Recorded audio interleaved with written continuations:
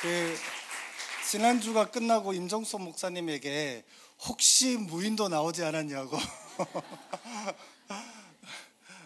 스페인 나왔다라고 그래서 스페인 나왔다길래 그냥 우리 찬양 인도자가 처음에 이야기했던 것처럼 그럼 스페인 설교하면 되겠네 라고 해서 로마서 15장 23절에서 28절을 나누려고 합니다. 성경에 보면 스페인이 서바나, 신약 성경에는 서바나로 되어져 있고 구약에 보면 스페인이라는 단어가 한 11번 정도 나오거든요, 구약 성경에. 근데 그 중에 다시스라고 혹시 들어보셨습니까?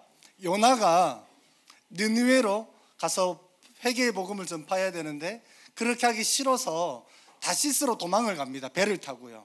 그래서 배가 침몰하게 되고 물고기 뱃속에 3일 동안 요나가 들어가 있었다라고 말하잖아요. 그 요나가 도망하려고 배를 타고 갔던 곳이 종착지가 어디냐면 스페인의 한 지역이었어요. 그래서 성경에 보면 스페인이라는 단어가 구약에 11번, 신약에 2번 나오는데 오늘 신약 이야기를 한번 살펴보도록 하겠습니다. 우리 같이 말씀 읽을 때 제가 한 절 읽고 여러분들이 한 절 읽으면서 교독하겠습니다. 그러나 이제는 이 지역에서 내가 일해야 할 곳이 더 없습니다. 여러 해 전부터 여러분에게로 가기를 바라고 있었으므로 내가 스페인으로 갈 때에 잠시 동안이라도 그 다음에 여러분의 후원을 얻어 그곳으로 가게 되기를 바랍니다. 그러나 지금 나는 성도들을 돕는 일로 예루살렘에 갑니다. 마게도니아와 아가야 사람들이 기쁜 마음으로 예루살렘에 사는 성도들 가운데 가난한 사람들에게 보낼 구제금을 마련하였기 때문입니다. 그들은 기쁜 마음으로 그렇게 하였습니다. 그들은 정말로 예루살렘 성도들에게 빛을 진 사람들입니다. 이방 사람들은 그들에게서 신령한 복을 나누어 받았으니 육신의 생활에 필요한 것으로 그들에게 봉사할 의무가 있습니다.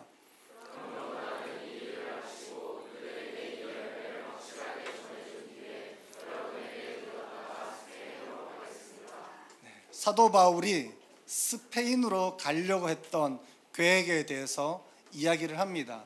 여기서 여러분에게 들렸다가 갈 거라고 할 때 그 여러분은 어디일까요? 로마에 있는 교회입니다. 우리가 로마서를 읽고 있죠. 그래서 사도 바울이 로마에 있는 교회와 성도들에게 쓴 편지입니다. 그래서 사도 바울이 여러분에게 들렸다가 이제 내가 가기를 원하는데 스페인에 가기를 원한다고 말하죠. 이 지도를 보면 지중해를 장악한 로마 제국이 이 녹색으로 표시되어져 있습니다. 예루살렘부터 시작해서 북아프리카와 소아시아 지역과 유럽의 좀 남부 유럽이라고 말할 수 있죠. 그 유럽까지 로마 제국이 통치했고 사도 바울이 복음을 전하는 경로도 예루살렘부터 시작하여서 이 지역, 로마 제국이 장악하고 있던 이 지역들을 두루 다니면서 복음을 전했다라는 것을 볼 수 있죠. 여기서 스페인이 어디에 보입니까? 뭐라고 적혀져 있죠? 스페인이 에스파냐라고 적혀 있죠. 서바나, 에스파냐, 스페인 같은 단어이죠. 여기서 제가 구글 지도를 한번 보여드리겠습니다. 지도를 보시면 예루살렘이 어디에 있습니까? 여기에 예루살렘이 보이죠? 예루살렘이 있고 지금 사도 바울이 편지를 로마 교회에 쓰고 있는데 어디에서 쓰고 있냐면 바로 이 고린도의 지역에서 지금 사도 바울이 편지를 쓰고 있는 거예요. 고린도에서 편지를 쓰면서 말하기를 내가 이 예루살렘에 들렀다가 이제 어디로 간다고요? 로마로 갔다가 그 다음에 어디로 가요? 스페인으로 가기를 원한다라고 이야기를 하죠. 그래서 이 지도를 봐도 알 수 있듯이 이 예루살렘, 여기가 어디냐면 안디옥입니다. 안디옥이 어디죠? 사도 바울을 파송했던 지역이 바로 안디옥이지 않습니까? 이 안디옥에서부터 시작해서 사도 바울이 두루 편만하게 복음을 전합니다. 그래서 우리가 오늘 읽었던 본문에 보면 이 지역에는 이제 내가 일할 것이 더 없습니다 라고 말할 때에 고린도에서 지금 사도 바울이 편지를 쓰고 있으니까 고린도, 그리고 이 1차, 2차, 3차 전도 여행의 전초 기지가 되었던 이 안디옥, 소아시아, 지금 튀르키예 지역이죠. 이 튀르키예 지역부터 시작해서 여기 뭐 빌립보도 있고, 여기 보면 에베소도 보이고요. 여기가 빌립보이죠. 이 지역 전체를 고린도부터 시작해서 위에 여기가 마게도니아 지역입니다. 마게도니아 지역까지 포함해서 이 지역 전체에 내가 복음을 전해서 더 이상 이곳에는 내가 복음 전할 곳이 더는 없다라고 이야기를 해요. 이 소아시아 지역, 이 지역 전체에 복음을 전할 때에 사도 바울을 파송하고 후원했던 교회가 어디 있냐면 사도행전 13장에 보이는 안디옥에 있는 교회가 사도 바울을 파송하였어요. 그래서 사도 바울이 1차, 2차, 3차 전도 여행을 했죠. 근데 이 사도 바울의 궁극적인 목적지가 어디였냐면 우리가 이 지도에서 보이는 스페인입니다. 스페인 하면 여러분 떠오르는 게 뭐가 있습니까? 스페인의 수도가 어디죠? 마드리드, 레알 마드리드. 이쪽에 보면 세비야도 있고요. 여기 보면 아마 뭐가 보입니까? 여기 위에가 아마 바르셀로나일 거고, 또 유명한 게 뭐가 있지? 세비야, 바르셀로나, 레알 마드리드, 발렌시아. 발렌시아가 아마 요 밑에쯤에, 여기에 발렌시아가 있을 겁니다. 축구로 유명한 이 스페인. 내가 이 스페인으로 가려고 한다라고 이야기를 해요. 그래서 지나가는 길에 지도를 한번 보세요. 스페인, 여기 고린도에 있다가 사도 바울이 이제 스페인으로 가려고 하면 이렇게 가야 되잖아요. 근데 사도 바울의 계획 중에 하나가 뭐가 있어? 예루살렘에 갔다가 스페인으로 가려고 하는데, 스페인은 어차피 가야 되니까 내가 로마 교회에 들리기를 원한다라고 이야기를 하죠. 그래서 이 로마 교회와 함께 내가 기쁨의 교제를 하고 싶다라고 이야기를 해요. 사도 바울이 실제로 나중에 보면 로마 교회로 가죠. 가다가 보면 성경을 혹시 사도행전을 읽어보셨으면 유라굴라 광풍을 만나가지고 배가 섬에 표류해서 섬에 정박하게 되는 일이 있는데, 거기가 그레데라는 지역입니다. 그것이 여기 요 섬이에요. 요즘은 크레타라고 불려지는데, 여기 예루살렘에서 배 타고 가다가 광풍을 만나서 여기에 잠시 머물렀다가 이제 로마로 가는 것을 보게 됩니다. 사도 바울이 거기 스페인에 가기 전에 예루살렘에 잠시 들르겠다고 말하는데, 왜냐하면 예루살렘의 당시에 기근으로 인하여서 많은 사람들이 어려움을 겪고 있었습니다. 그래서 마게도니아와 아가야 지방의 사람들이 이 예루살렘 성도들, 교회들에게 구제하기 위해서 헌금을 낸 거예요. 기쁨으로 헌금을 했고, 그 구제금을 모아가지고 예루살렘에 전달하려고 했던 것이죠. 그 아가야와 마게도냐 지역이 바로 이곳입니다. 여기 고린도에서 지금 사도 바울이 편지를 쓰고 있고요. 이 지역이 아가야 지역이고, 이 지역 전체가 마게도냐 지역이죠. 왜 이렇게 했냐면 사도 바울, 이 마게도냐와 아가야 사람들이 예루살렘 교회로부터 복음을 들은 거예요. 신령한 복을 받은 거예요. 그런데 어느 날 이 예루살렘에 기근이 임하여서 이제 이 예루살렘 교회를, 이제 복음을 들었던 아가야와 마게도냐에 있는 교회의 성도들이 돕기를 원하는데, 왜냐하면 그것에 가난한 자들을 돕기 위해서요.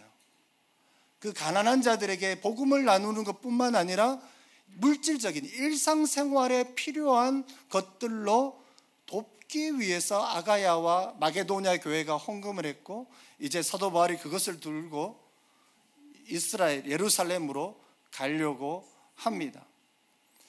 이 일이 끝나고 난 다음에 사도 바울은 로마 교회로 들렀다, 배를 타고 로마 교회로 갔다가 로마에서 이제 스페인으로 가려고 했던 것이죠. 사도행전 28장에 보면 실제 사도 바울이 비록 죄수의 신분으로 가기는 하지만 로마에 도착하는 것들을 볼 수가 있습니다. 근데 왜 사도 바울은 스페인에 가려고 했을까요? 고린도에서 이제 예루살렘 들렀다가 로마 갔다가 스페인에 왜 가려고 그랬을까요? 고린도를 비롯한 이 소아시아 지역 전체는 이미 복음이 전파되어졌던 것입니다. 그래서 이제 더 이상 이곳에는 일할 곳이 없어요. 근데 스페인은 아직까지 복음이 전파되지도 않았고 그리스도의 이름이 선포되지도 않은 지역이었기 때문에 그 스페인 땅으로 가서 복음을 전하려고 했던 것이죠. 사도행전 1장 8절에 보면 오직 성령이 너에게 임하시면 너희가 권능을 받고 예루살렘과 온 유대와 사마리아와 땅끝까지 이르러 내 증인이 되리라 말하잖아요. 예루살렘에 복음이 전파되었습니다. 유대에도 전파되었습니다. 사마리아에도 사도행전 7장 8장에 보면 전파됩니다. 이제 땅끝까지 복음을 전파해야 되는데 그 땅끝, 당시 사도 바울이 살아가던 이때 당시에 땅끝으로 여겨졌던 곳 중에 하나가 바로 스페인입니다. 그래서 그 스페인으로 가려고, 그 땅끝에 가서 내가 복음을 전하려고 했던 것이죠. 다시 화면 띄워주시겠습니까? 네.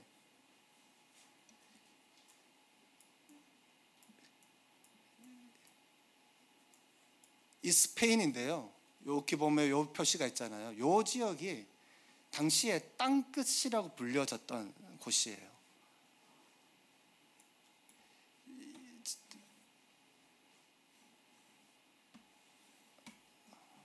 잠시만요. 마우스가 어디에 가 있을까요? 네.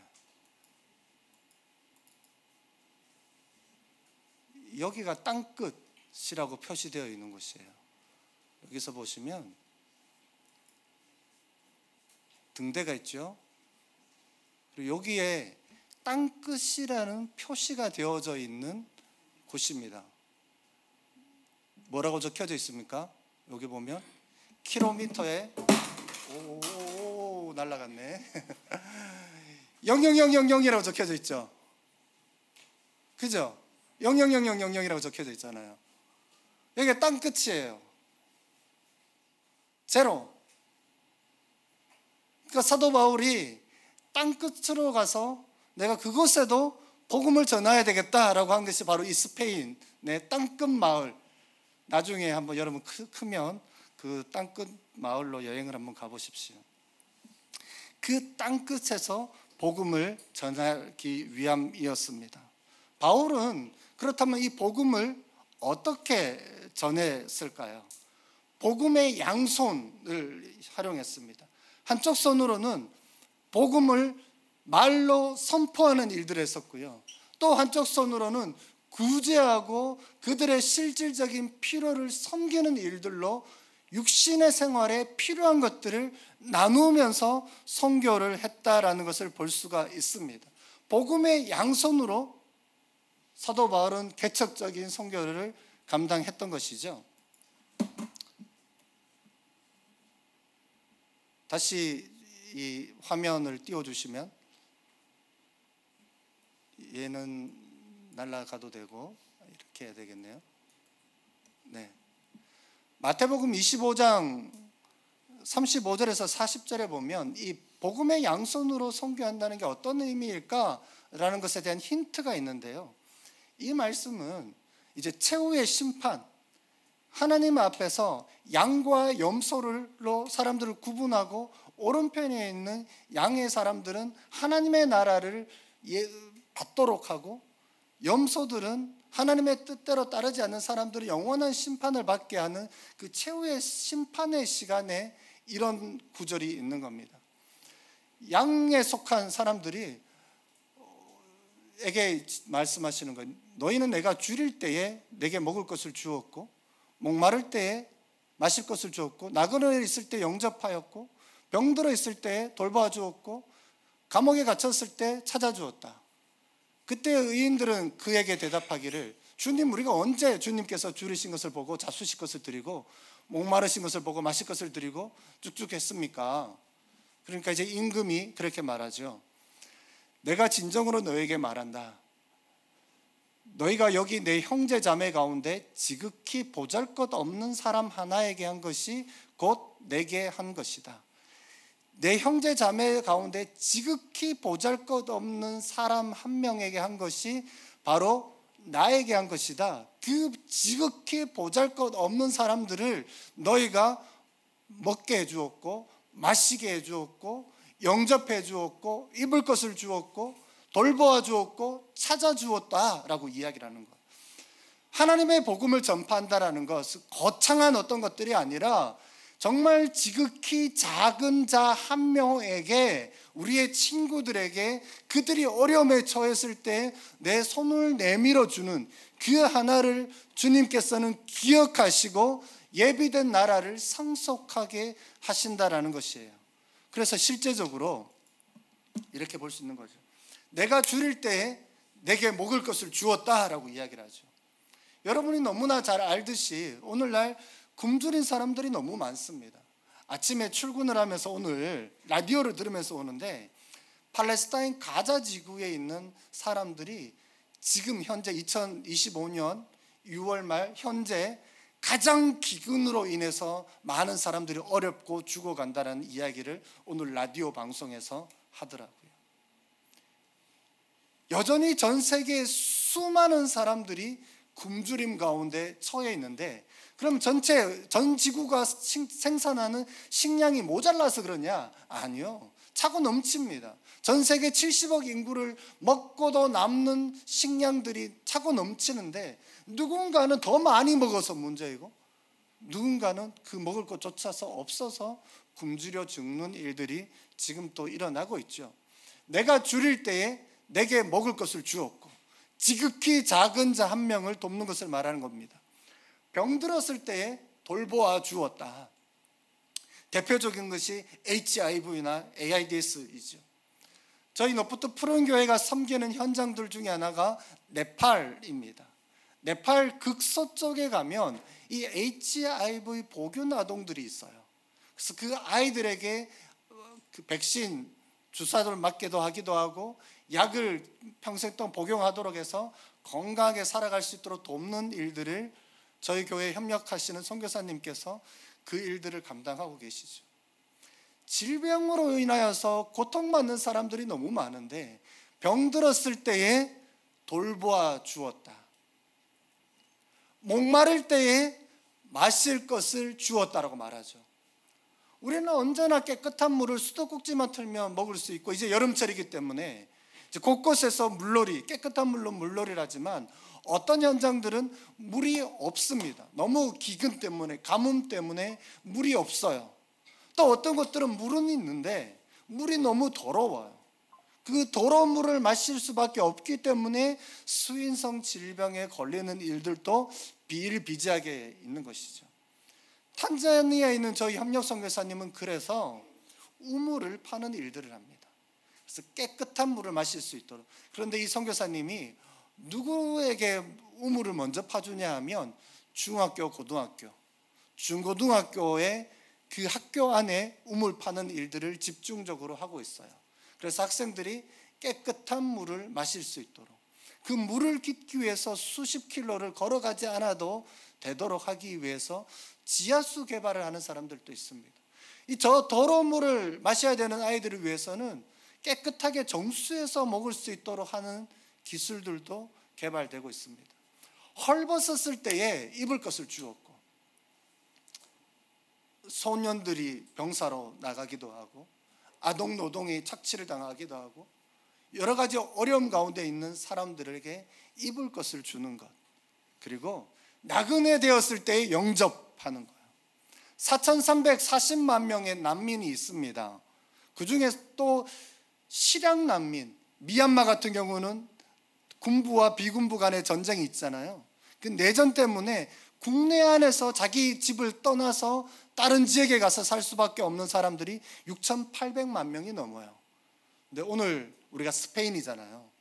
스페인 2024년 스페인의 불법 난민이 63,970명입니다.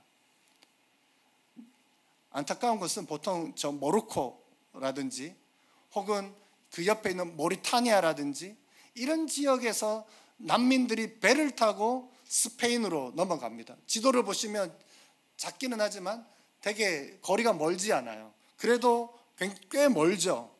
근데 매년마다 저런 배를 타고 불법으로 스페인으로 이동을 하는데 최소 1,457명이 바다로 이동하다가 사망하거나 실종하는 일들이 있다라는 것이죠. 10,000명이 넘는 사람들이 저 배를 타고 스페인으로 가려고 하다가 죽는 일들이 오늘날 지난해에 그런 일들이 있었다라는 것이죠. 이 난민들을 도와주는 것. 여러분 이 만화책을 보시면 스누피가 무척 추워 보이는데 안 그래? 라고 말하죠. 지금 눈이 내리고 있는 거예요.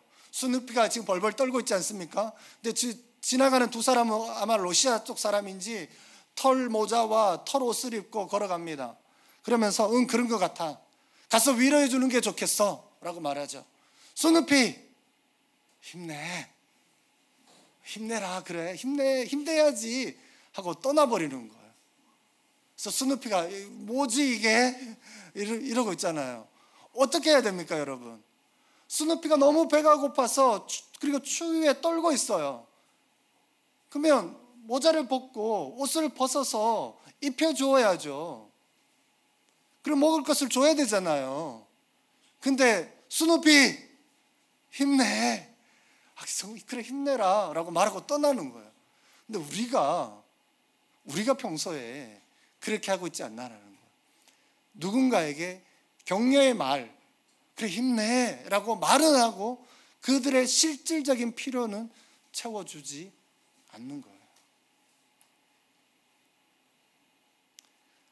하나님의 사랑을 말로 전하는 것들도 필요하지만 하나님의 사랑을 행동으로 나타내는 것, 이 복음의 양손으로 선교를 하는 것이 필요한 시대가 되었다라는 것이죠.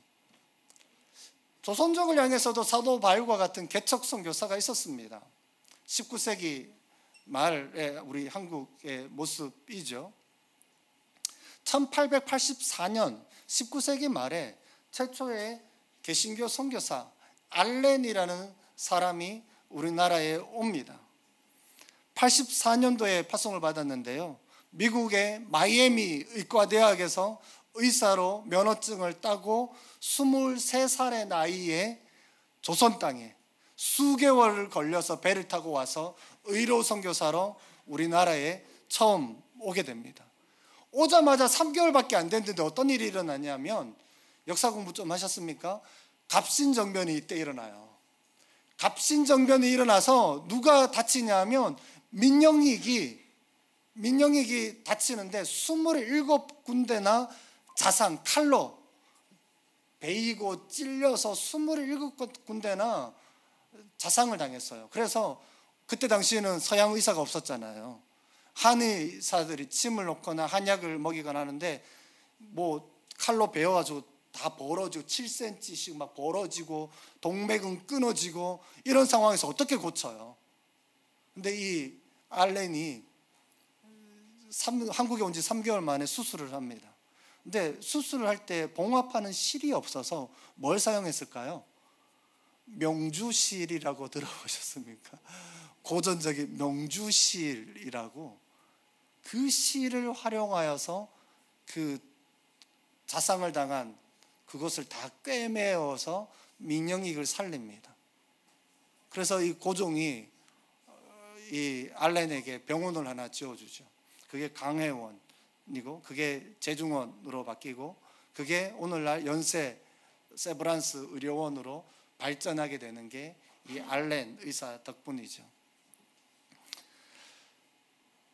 요한복음 3장 16절을 보면 하나님이 세상을 이처럼 사랑하사라고 말할 때에는 여기 있는 우리 여러분들 뿐만 아니라 저 스페인에 있는 불법 난민으로 와서 고통 가운데 있는 그 아프리카 사람들을 포함하여서 땅 끝에 있는 복음을 듣지 못한 사람들도 하나님이 사랑하사 자신의 독생자를 주신 것이죠. 그렇다면 우리가 지금 현재 우리가 이곳에 부르심을 받았고 우리는 이 수도권 이 지역 안에서 살고 있기 때문에 이곳에서 복음의 양손으로 하나님의 사랑을 말로 전하기도 하고 하나님의 사랑을 행동으로 나타내기도 할 수도 있겠지만, 때로는 우리가 성장했을 때에 사도 바울처럼 스페인으로 부르신다면, 다른 말로 복음이 전해지지 않은 땅끝으로 부르신다면 그곳에서도 우리가 복음을 나눌 수 있도록 준비되어져야 하는 것이죠. 어떤 사람, 먹지 못한 사람들에게 먹을 수 있을 만큼의 어떤 전문적인 기술이 필요하지 않겠습니까? 병든 사람은 고칠 수 있는 전문인들이 필요하지 않겠습니까? 난민들을 제대로 섬길 수 있는 NGO 워커들이 필요하지 않겠습니까? 그래서 사도 바울이 땅끝을 꿈꾸며 나아갔던 것처럼 오늘 우리들도 나에게 주신 하나님의 꿈을 꿈꾸면서 나아갔으면 좋겠어요. 요한계시록 7장에 보면 하나님은 각 나라와 족속과 백성과 방언들이 주님 앞에 나와 예배하는 것이 나의 비전이다 라고 말씀하세요. 그 하나님의 비전을 이루기 위해서 사도 바울은 오늘 땅끝이라고 불려지는 스페인으로 가려고 하는 것이고, 또한 여기에 있는 우리들은 그 하나님의 비전을 나의 비전으로 삼고 지금 이곳에서 그렇게 살아갈 뿐만 아니라 앞으로 그렇게 쓰임받기 위해서 우리가 갖고 있는 은사, 우리가 갖고 있는 관심사들을 개발하고 준비하여서 하나님 앞에 쓰임받는 일들이 있었으면 좋겠습니다. 이 시간 우리 함께 찬양하고 또 같이 기도하도록 하십시다.